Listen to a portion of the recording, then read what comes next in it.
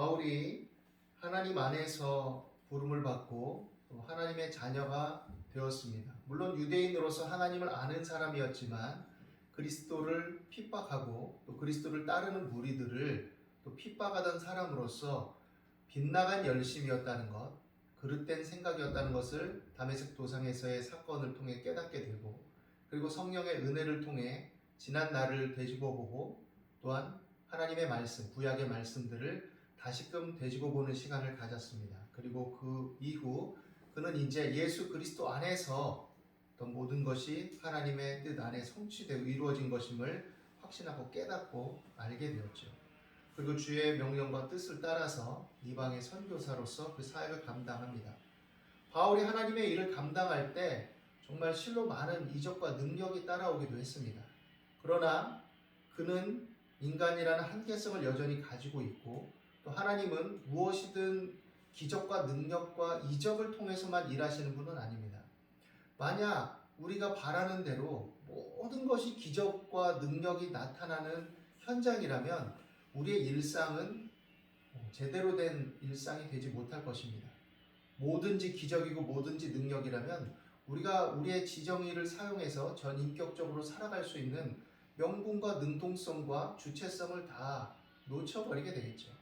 무슨 일만 있으면 하나님 이걸 이루어주세요 그러면 뚝딱 이루어지고, 또 무슨 어려움만 있으면 하나님 막아주세요 그러면 다 막히고, 이거는 무슨 도깨비 방망이를 가지고 살아가는 것이지 하나님께서 근본적으로 원래적으로 부여해 주신 하나님의 형상을 따라서 그 인격성을 구현하면서 자신이 뭔가를 구현하고 성취하고 이뤄나가고 극복하는 과정을 통해 성숙되고 또 이해의 폭이 넓어지고 또 그 또한 주체성의 기쁨과 자유함을 만끽하며 살아갈 수 있는 것들이 다 차단되어지는 것이죠. 태초 하나님께서 천지를 창조하시고 인간을 창조하셨을 때 부여해 주시는 것은 그러한 하나님의 형상의 속성으로서 자율성이 부여된 것입니다. 그러나 죄로 말미암아 그 자율성들을 스스로 제한하게 되고 또 많은 죄성들로 인해서 그 자율성의 어그러짐이 다가오고 또 그 욕망의 구현 속에, 그 속에 있는 욕망의 구현 속에 서로를 상하게 하고 고통을 주는 여러 일들, 발전이 있지만 또 파괴적인 여러 이중적인 양상들을 불러들이게 된 것이죠. 그런 면에서 볼 때 바울도 하나님의 은혜를 힘입고 큰 능력도 맛본 사람이지만 또 때때로 하나님의 은사가 강력하게 따르기도 했지만, 그러나 여전히 일상 속에서 그가 하나님의 사명을 감당하기에는 고단하고 힘겨운 일상들이 전개되는 것입니다. 그리고 그에게 맡겨진 사명이 귀중하고 아주 훌륭한 사명이었음에도 불구하고 그것을 스스로 또 선택하고 결정하면서 이뤄나가는 그 과정들이 있었던 것이죠. 그래서 그것을 하기 위해 힘써야 되고 고심해야 되고 연구해야 되고 판단해야 됩니다. 그 당시 어떤 정세를, 사회적인 흐름들을, 또 정치적인 어떤 흐름들을 잘 파악하고 또 그 속에서 어떤 식으로 전략적으로 나아가고 결정해야 될 것인가, 어떻게 전개해야 될 것인가 라는 것들을 고심하고, 내가 이 선교 사역을 감당하면서 복음을 전했을 때 이것이 어떤 여파를 미치며 어떻게 효과적으로 드러낼 것인가 라는 것들을 고민하고 고심하게 되겠죠. 그런 일상 속에서 바울은 계속해서 자기의 사명을 이뤄나가고 전개해 나가는 겁니다. 우리가 하나님을 믿고 알게 되면서 때때로 크고 작은 하나님의 손길들을 경험하고 체험합니다. 어떤 사람들은 참 대단한 것을 이렇게 체험하기도 해요.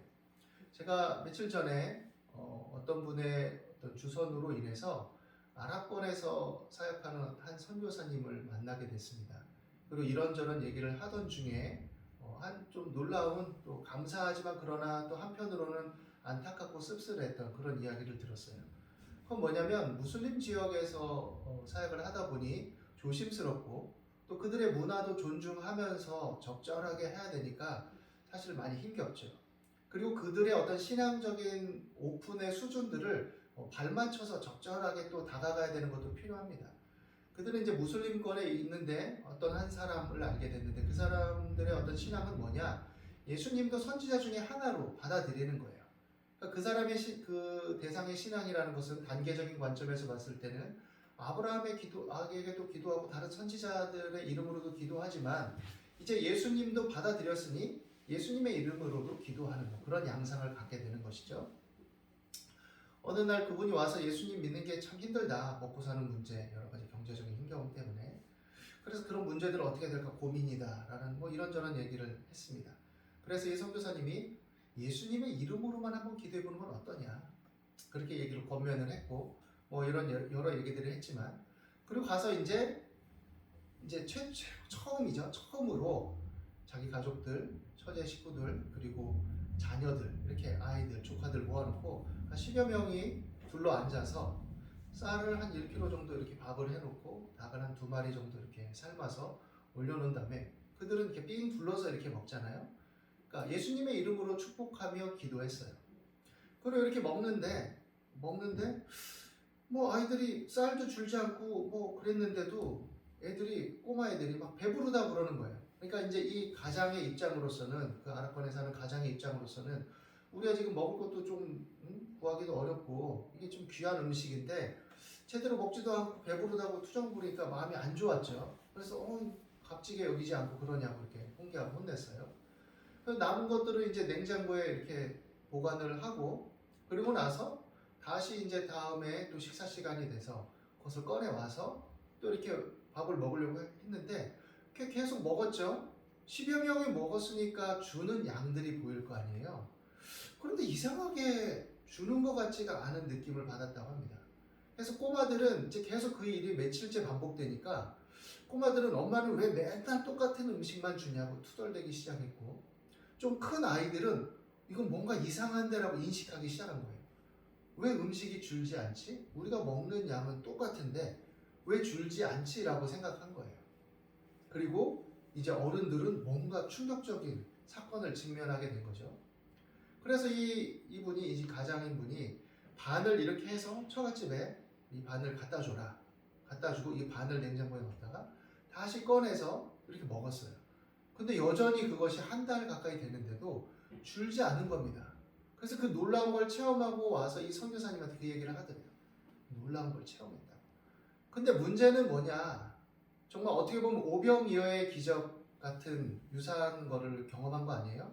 물론 오늘날 좀 진보적인 나름 신학적 관점에서는 이 오병이어의 사건을 지금 우리가 설명한 이런 예와 비슷한, 예수님께서 제자들을 통해서 물고기 2마리, 보리떡 5개를 떼어주는데 또 생기고 광주에 또 생기고 이런 느낌으로 받아들이지만, 좀 진보적인 신학적 사고를 가지고 있는 사람들이 그렇다고 해서 예수님을 안 믿는 건 아니지만, 그런 해석적 관점을 취하는 사람들은 그것은 사실 다른 사람들이 도시락을 싸왔는데 예수님 눈치만 보고 자기들만 먹기 꺼려 하다가 예수님이 그렇게 해서 함께 나눔을 얘기하시니 그때서야 비로소 깨닫고 자기만 먹으려고 가지고 있던 거를 꺼내서 나누니 풍성해졌다. 그래서 나누며 살아야 되고 서로 연대하고 함께 해야 된다. 이런 의미다.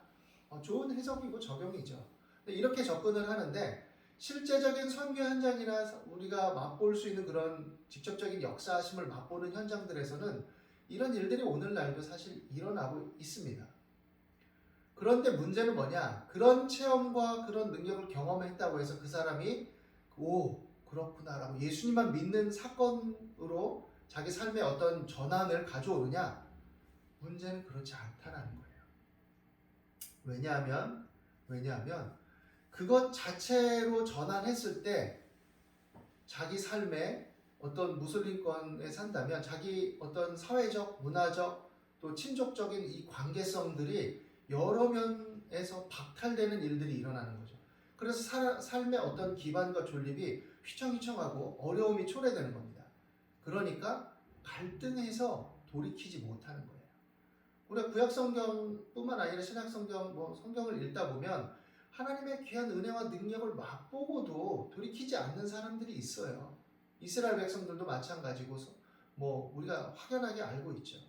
그들이 막 능력을 구하고 때때로 그들이 범죄함으로 하나님의 징계할 때 깨닫고서 하나님 이적을 내려주시고 이러저렇게 해주시고 했을 때 하나님의 선지자들을 통해서 그런 일들을 이루어 주시면 그때는 조금 정신 차리는 것 같지만 나중에 또 자기들 어떤 일상적인 삶의 쾌락과 욕망을 쫓아서 살아가는 모습들을 보지 않습니까? 기적과 능력이 있다고 해서 다 변화되는 거 아니에요. 부자와 나사로 이야기 속에서 우리가 봤을 때 나사로는 아브라함의 품에 안기고 부자는 이제 음부에 떨어져서 고통할 때 그가 아브라함에게 얘기하죠. 나사로를 내 형제들에게 보내서 이 고통받는 곳에 오지 않도록 좀 말해달라. 죽은 자 가운데서 살아나서 얘기하면 믿을 거다. 그런데 아브라함이 뭐라고 말합니까? 모세와 선지자들에게 듣지 아니하면 그들에게 모세와 선지자들이 있으니 즉 하나님의 말씀이 있고 가르치는 자들이 있고 증거하는 자들이 있으니 그들에게 들을 것이요 듣지 않으면 죽은 자 가운데서 살아나서 얘기해도 듣지 않을 것이다. 이게 참 아이러니하죠. 인간이라는 존재가 뭔가 확연한 능력을 맛보면 될 것 같은데 그렇지 않다는 사실이죠. 신앙을 가진 사람들이 어떤 이적을 맛보고 충만하면 또 나름의 어떤 그런 것들을 맛보면 모든 것에 따라서 그런 것들을 자꾸 추구하려는 경향성들이 생깁니다. 그러나 우리가 때때로 하나님의 도우심과 능력을 구하고 이적을 구할 때도 있겠지만 그러나 중요한 것은 우리가 하나님의 말씀의 원리를 따라서 잘 살아내는 것 그리고 하나님의 은혜를 우리가 믿음으로 받아들이고서 구원의 희망과 소망 속에 그 믿음을 갖고 사는 것이 더 본질적으로 우리 존재적으로 큰 은혜요 능력이다라는 것을 알아야 되는 것이죠. 그리고 두 번째로 우리가 고려할 것은 무엇이냐면 또 이런 경우도 있어요. 나름 성령 충만함을 받고 은혜의 체험들을 하고 나서는 이제 모든 것에 있어서 그런 논리로 접근을 하는 경우들이 있습니다. 우리가 사실 하나님 은혜를 체험해도 일반적으로 우리 삶의 지정의를 사용해서 하나님이 부여해 주신 일반적인 원리와 어떤 물리에 부여해 주신 물리적인 법칙들과 이런 상식의 범주들을 따라서 살아가기 위해서는 때때로 배워야 되고 경험해야 되고 이래야 되거든요. 훈련받아야 되고. 그런데 그거 없이도 다 알 수 있는 것처럼 착각하는 사람들이 있어요. 그냥 막 하나님 말씀 읽고 기도하면서 성령 충만 받으면 내가 막 정치적인 것도 다 잘 알고 경제적인 것도 막 해박하고 안 배운 기술들도 막 내가 다 아는 것처럼 착각하는 사람들이 있어요. 국제정세도 막 자기가 다 잘 알고 그건 착각이죠. 착각입니다. 제가 어떻게 보면은 많은 목사님들이 좀 그렇게 하고 있지만 코비드 사태 이후에 많이 경제적으로 어려우니까 목회자들도 함께 짐을 지는 어떤 의미 속에서 삶의 현장 속에서 이렇게 시간을 내서 아르바이트를 하는 분들이 꽤 많아요. 저도 이제 가끔씩 그런 것을 하기도 하는데 이제 인테리어를 하는 친구에게 부탁을 해서 이제 거기 가서 이제 일을 조금씩 하죠. 하는데 저는 목사고 나름대로 은혜도 알고 그런 사람이기도 하지만 그렇다고 해서 제가 그런 은혜의 체험들을 하고 막 했다고 해서 제가 그 친구보다 기술이 더 뛰어나고 가서 노동의 현장 속에 더 탁월하게 일을 해내고 그럽니까? 그렇지 못해요. 어떻게 보면 천덕꾸러기 같아요. 어떤 때는.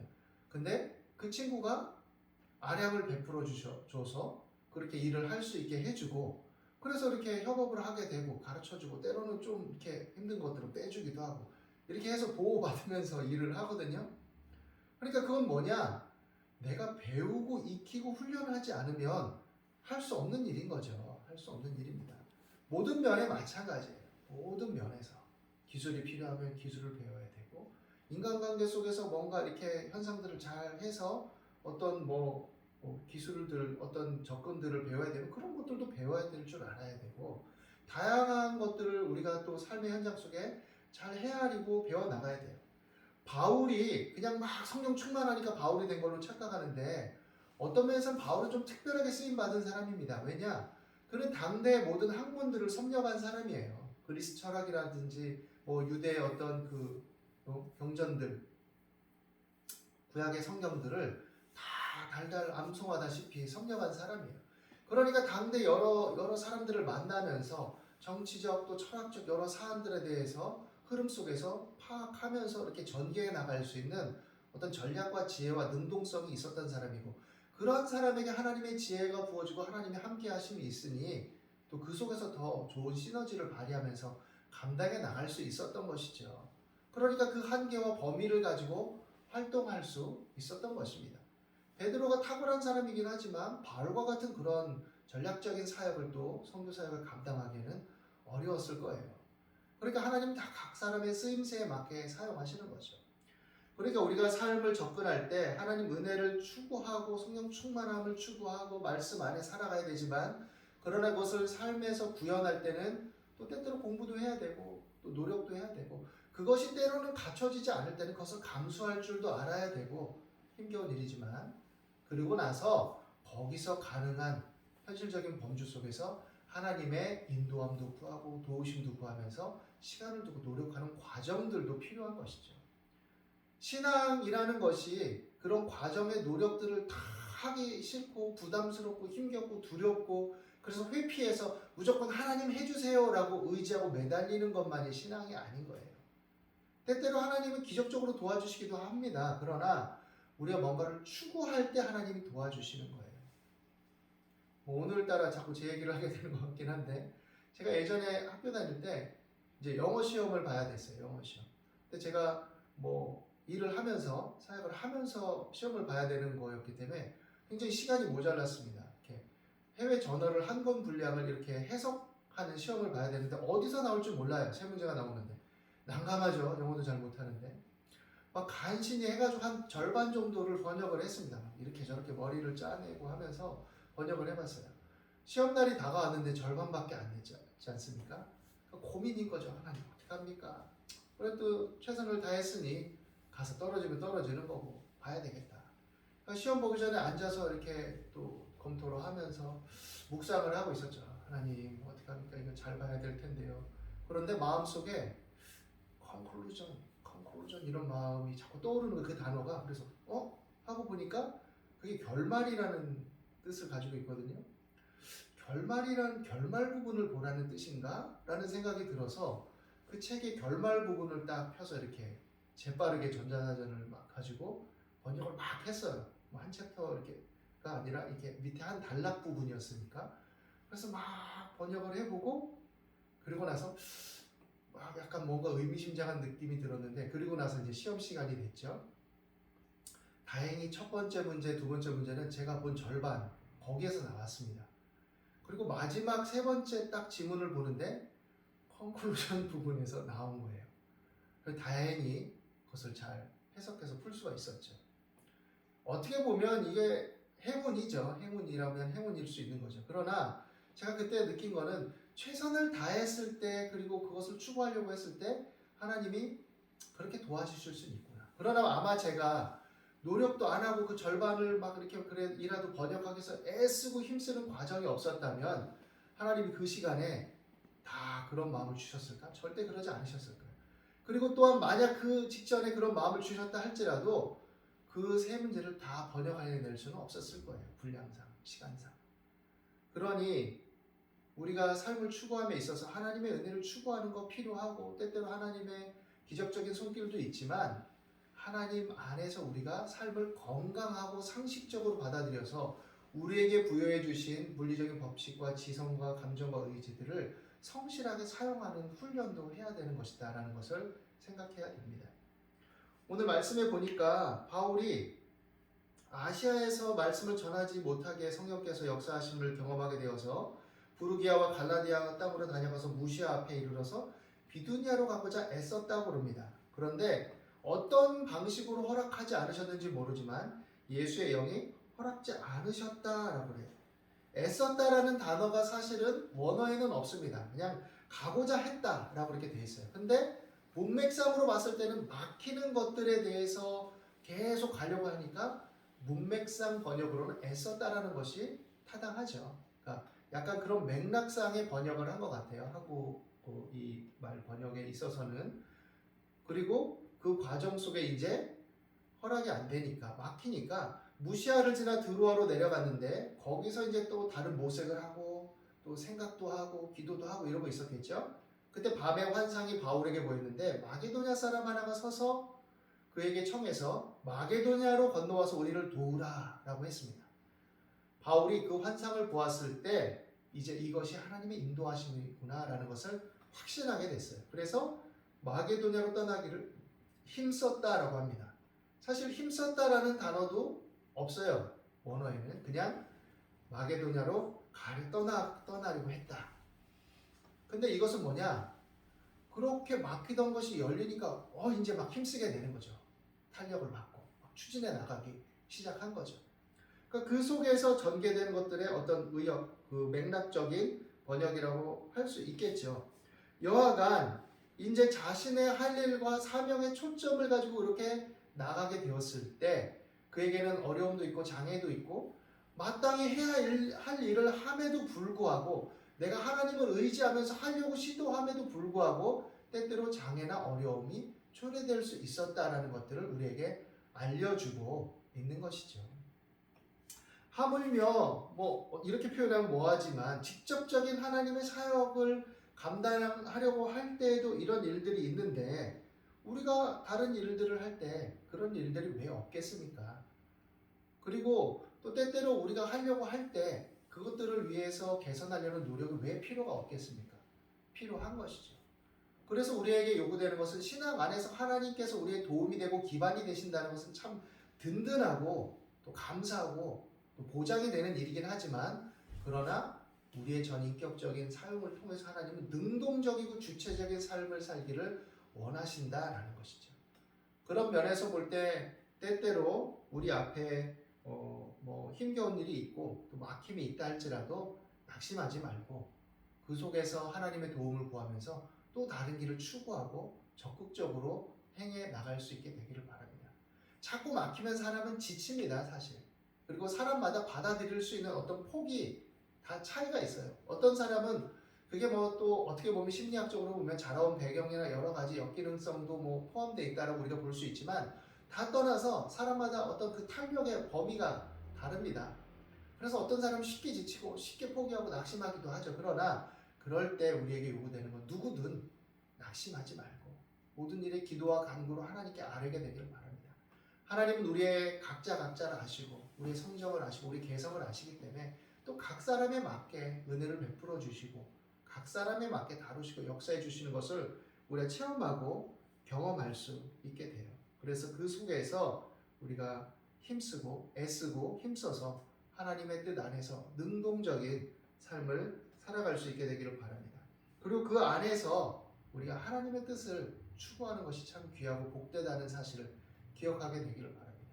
세상에서 무슨 일을 하든 어떤 일을 하든 그 내용 속에서 그 삶의 현장의 만남 속에서 또 내가 뭔가 지금 직업을 정하고 삶의 앞길을 정하기 전이라면 그것에 대해서 고민하고 추구하는 과정 속에서 자신의 할 일, 사명, 또 목적, 목표가 있을 때 더 힘이 나고 집중력이 생기게 돼요, 사람은. 그래서 때때로 그것들에 대해서 짧은 단위의 어떤 그 목적과 목표를 정하는 것도 좋고 또 그 과정들 속에서 내가 어떤 것을 지속적으로 추구할 것인가라는 것들을 잠깐의 시간을 두고 뭐 하루든지 일주일이든지 어떤 그 단위를 끊어서 시간을 두고 메모도 해보고 추구해보고 이렇게 나갈 때 그것이 내 삶의 힘을 만들어주는데 아주 좋은 역할들을 하게 됩니다. 또 그것들을 붙들고 기도해 나가면서 나의 계획들이 또 마음의 소원들이 수정되는 것들도 경험할 수 있고 또 그것들 속에서 하나님의 계획과 도우심들을 나도 모르게 삶의 현장 속에서 이루어지는 것들을 맛보는 일들도 일어날 수 있죠. 오늘 이 말씀 안에서 우리가 하나님 안에 부름받은 사람으로서 삶을 힘있게 또 감사하게 담대하게 맞이하게 되기를 바랍니다. 어려움이 있고 힘겨움이 있어도 낙심하지 말고 애쓰고 힘씀으로써 하나님의 함께 하심과 도우심을 맛보게 되기를 바랍니다. 우리 삶에 어떤 목적과 의식을 가지고 살아갈 수 있을 것인지 내 주어진 삶의 범주 내에서 건강하게 그것들을 이루어 나가는데 힘쓸 수 있게 되기를 바랍니다. 하나님의 도우심과 체험과 능력을 맛보는 것 중요하지만 그러나 그것 자체에 어떤 매몰되고 그것 자체만을 추구하여서 일상을 깨뜨려 버리는 어리석은 신앙적인 삶의 패턴을 추구하지 말고 오히려 바울이 말한 바, 다른 말씀에서 말한 바 그리스도와 저를 아는 지식 안에서 자라가라 함과 같이 하나님의 말씀을 묵상하고 그 말씀의 원리와 가치 기준을 가지고 삶에 적용해 나가면서 그 속에서 역사하시고 일하시는 하나님을 차근차근 맛보고 또 그 속에서 내가 지성과 감정과 의지의 또 통합적인 성숙과 발전과 또 단단해짐과 이런 것들을 맛보며 경험하고 그래서 내 자체로서 긍지와 자긍심과 뿌듯함을 맛보고 구현할 수 있는 그런 자기 체험적인 삶, 건강한 체험적인 삶도 추구할 수 있게 되기를 바랍니다. 이 모든 일을 위해서 여러분 하나님의 도움을 구하고 기도하고 또 열망하며 전진하는 저와 여러분이 되시기를 예수님의 이름으로 축원합니다. 기도하겠습니다. 아무것도 염려하지 말고 오직 모든 일에 기도와 간구로 너희 구할 것을 감사함으로 하나님께 아뢰라. 그리하면 모든 지각에 뛰어난 하나님의 평강이 그리스도 예수 안에서 너희 마음과 생각을 지키리라 하신 말씀을 믿습니다. 두려워 말라 내가 너와 함께함이니라. 놀라지 말라 나는 내 하나님이 됨이니라.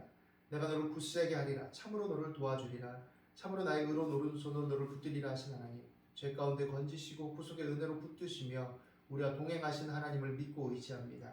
그 안에서 마음을 담대하게 하고 적극적이고 능동적인 삶을 추구해 나갈 수 있도록 지치지 않게 하시고 낙심하지 않게 하시고 위로하시고 힘주시고 이끌어 주시옵소서. 감사와 찬송을 드리며 예수 그리스도 이름으로 기도드립니다.